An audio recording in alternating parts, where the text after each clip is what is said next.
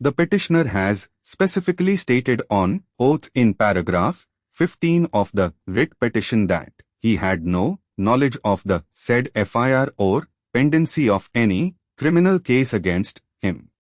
Full stop.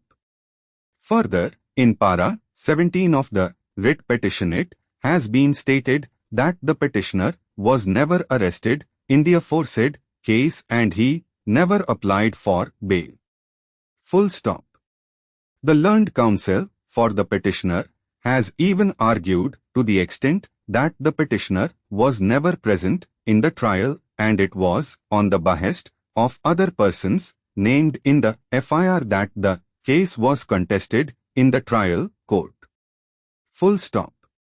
As such, when the F.I.R. was not lodged originally, he had no way of knowing about it unless it was investigated. Full stop. He was never detained at the police station, never summoned for questioning or arrested for interrogation. There was no way the petitioner could have known about the pendency of a criminal case. Full stop. The counsel for the petitioner has further argued that even otherwise the said criminal case has arisen out of a cricket game being played casually in the locality. Full stop. The learned standing counsel has filed a counter affidavit and has argued that since the information given in the affidavit was belied in the verification, hence the superintendent of police was justified in cancelling the examination. Full stop. On careful examination of the counter affidavit, this court could not find any specific averments or material to prove that the petitioner had knowledge of the pendency of the criminal case against him. Full stop.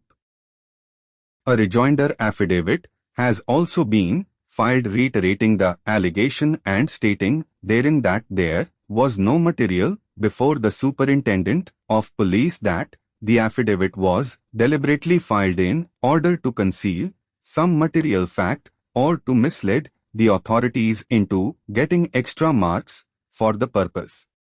Full stop. This being the case, this court comes to the conclusion that on the date when the affidavit was filed, the petitioner was not knowing that the F.I.R. was lodged against him. Full stop.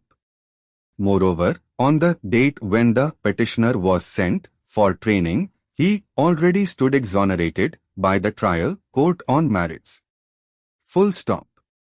The order of the trial court has been annexed by the learned counsel for the petitioner and the operative portion of the order clearly exonerate the petitioner, including others of the charges under which the trial has commenced.